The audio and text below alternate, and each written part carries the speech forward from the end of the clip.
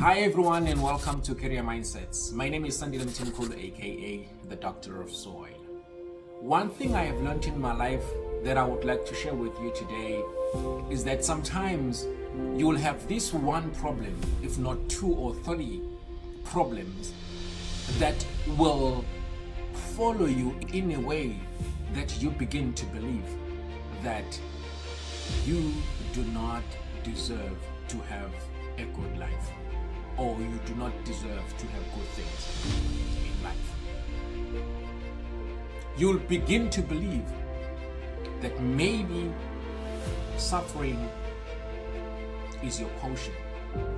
It's something that maybe you deserve, even though you do not know the reason why you are suffering, why your life is not coming together, even though you are putting effort to try and make things better in your life. And you will see people around you who are making very little effort, having their lives coming together in front of you, and you do not understand why your life is not coming together, regardless of the effort that you are putting into trying to make things better for yourself and your family. I remember very well that when I completed my matric many years ago, I received an acceptance letter from the university to go and further my studies. There was excitement in the family. I was excited. But there is one thought that kept on visiting my mind. And that thought was, you do not have the identity document. And all of you, you'd know that if you do not have an identity document in our country, there are very little things that you can do in order to move your life forward, because almost every office, government office that you want to go to requires you to have an identity document. I didn't have one. And the reason is not that I have not tried to apply for the identity document. I had already applied twice, but I did not receive my identity document. And the part that made me sad the most was the fact that every time I went to Home Affairs, I went with someone who was also applying for the identity document. They would get their IDs and I wouldn't get mine. And I did not understand what was happening. When it was time for registrations at the university, I had to complete the documents for registration and the application for NSFAS. I had to attach a certified copy of my ID, but I didn't have it. I had to give explanations all the time whenever I was completing the documents. At the beginning of the year, as we're busy with the registration, there was a lot of stress because I could see that the opportunity that was already in front of me, it could just evaporate. And it was going to be difficult for me to even blame the people that withhold that opportunity from me, because I knew that the problem was on my side. With the grace of God, I managed to register and I managed to get the NSFAS. But the problem was, I got NSFAS with the condition that I should make sure that before the next cycle of application, I have my identity document. So what used to happen is that every year we will renew our NSFAS application. There was a lot of stress. And I tried again in January during the registration process to apply for the identity document. I waited And I was talking to a lot of people during that time, trying to get assistance. And people had opinions about what was happening in my life. And some people even believed that maybe there were some spiritual things that were happening that blocked me from getting an ID. To a certain extent, I was actually considering some of the ideas or the thoughts that they had, because people said things that thought maybe were the reason for my problem. And whatever they said, they were trying to help me. A few months after the registration, I went back to Home Affairs looking for my ID. It wasn't there. When I asked what was happening, no one had answers. The thing I was advised to do was to apply for another identity document. And I did. I waited for 3 months and I went back. It wasn't there. And I asked why. No one had answers. The only thing I was advised to do, apply again.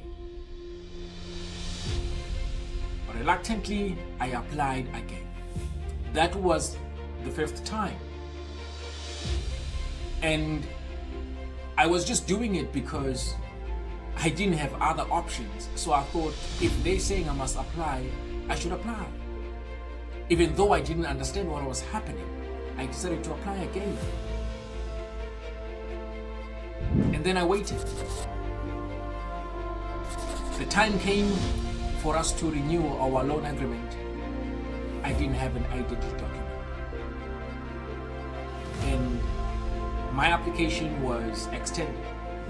I was given a little bit of grace to say I can apply, I can send my application later. I remember that I was told by the NSFAS officers that on I think it was the 15th of November, which was the last day for me to renew my loan agreement. And if I didn't have an identity document on that day, my NSFAS was going to be cancelled. And that means I was going to have to leave the university, because anyway, I didn't have money to pay for my studies. And at that time, we were busy with the end of the year examinations at the university. There was a lot of stress. I did not understand what was happening. I did not know what to do. But I was telling everyone who was willing to listen that I had a problem. And I remember that one guy who was a friend, at the time, he just said, you know what? I know someone who works at Home Affairs, the district office. And it was someone who held a higher position. And he said to me, you know what? I can get you their number. And then you contact them and see if they can help you. And he did. Give me the number. And I remember I called this lady and I scheduled an appointment with her. I went to her office. When I got there, she just asked me, which Home Affairs do you want me to call? And I told her that call Eshowe Home Affairs, because that's where I started with this ID application. And when she made that call, she just explained who she was and asked if my ID was there. And the answer was, it is there. I don't know why it had been there for such a very long time. The lady gave me the name of the guy he spoke to on the call. And he said, go to Eshowe Home Affairs, ask for this guy. And ask him to give you your identity document. I went there, excited, but scared. I joined the queue like all the other people who were there because now I'm convinced that my identity document is there. I waited in the queue. When it was my time to get to the counter, I asked the lady who was there and I said, I'm here to collect my ID, and I gave her my duplicate. She looked at the duplicate, she looked at the screen and said to me, you do not have your identity document here. And the thing I did, and when I was trying to explain to her what had happened before I came to the office, she just called the person who was behind me and said, next. I decided to ask her to call the guy that the lady who was trying to help me had contacted. When that guy came, I explained to him, I reminded him about the call that had been made from the regional office. And he just went to the shelf, grabbed my ID and gave it to me. That was the last day. Actually, it was a Friday, and the last day for me to renew my loan agreement was on a Monday, the following Monday. I traveled back to the university, excited. I was no longer asking questions. I was just excited in that now there is hope, in that if I manage to renew my loan agreement with NSFAS, maybe I will be able to come back to the university in the following year. Whether I passed or not, it's a story for another day. I will share that story probably in the next week. And the thing that I learned from this story was that sometimes you're going to have problems that are going to follow you, and you will not understand why. And even when those problems are no longer in your life, you will still not understand why those problems kept on following you, in a way that you begin to believe that you probably do not deserve good things. I remember that at that time, I was convinced that that problem was never going to be solved, because it had been in my life for almost 5 years, and I'd been trying to solve the problem, but it was not going away. Why this problem was not leaving my life? And even today, I cannot tell you the reason why. But one thing I can tell you is that when I was going through that problem, I continued to send applications. I continued to send applications even at the time when it didn't make sense. For example, why would you continue to apply for the identity document, doing the same thing that didn't work the first time, the second time, the third time, the fourth time? You're applying to the same department, which is Home Affairs. But even though I had believed that maybe this is gonna be my ticket out of the university, I had convinced myself that even going to the university, probably it was a mistake. It's not something that I deserve in my life. I was convinced. But when I received that identity document, when I finally received my identity document, I was reminded that dreams delayed are not dreams denied. I don't remember whose quote this is, but I think it's one of those things that we want to remember in our lives, that sometimes you will not understand why, and you will never understand some of these things. But I think the most important thing is making sure that you do your part, even when it doesn't make sense. Sometimes delusion is the best thing ever. Just continue even when it doesn't make sense. Continue to do the thing that you think you're supposed to do when it doesn't make sense to do the thing. You just continue. You just do your part and continue to do your part. Because what else is there? What else can you do? Because you cannot just decide to give up. If you decide to give up, then that will become a guarantee to say whatever it is that you are trying to do or to have, you will never have. The only thing you have is to continue to do that which is in your power to do. Just continue, just do it. And remember that all you can do is all you can do. So make sure that you do all that you can do. Remember that all you can do is all you can do. But all you can do is enough. So we have to remember that whenever we need to do something that we believe is going to give us that which we want, we must do all we can do. If we have to talk to people, talk to people. If you have to continue to send an application to a place that you know that they've not been accepting your application for the past 5 years, for the past 10 years, when there's an opportunity for you to apply, send that application.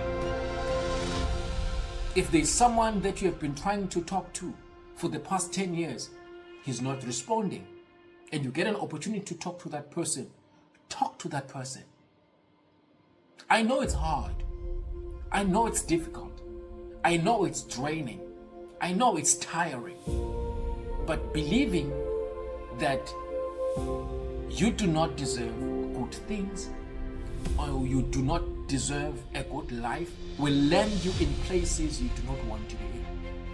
You may find yourself doing things you never thought you would be able to do because people have convinced you that you have to do these things in order for you to get that thing you are looking for.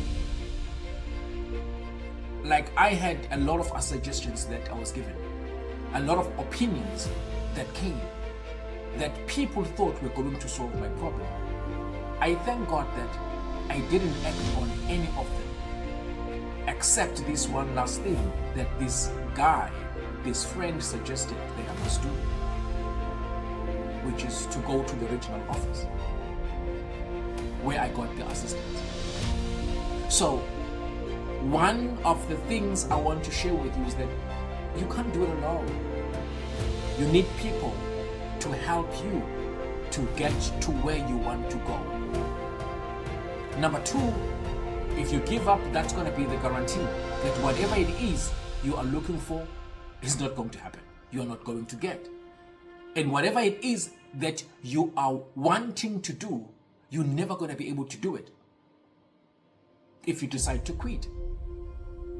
All I'm saying to you is, do not believe this idea that you do not deserve good things. The fact that you're on earth means you deserve to be here and you deserve to have a good life. How that life looks like, it's up to you and your God. I cannot describe it for you. You know the kind of life that you're looking for. And I believe that if you can think that life, you deserve that life. That's the life you can have, and that's the life you should have. Do not allow things that are standing on your way to stop you from getting to where you want to go, regardless of what they are.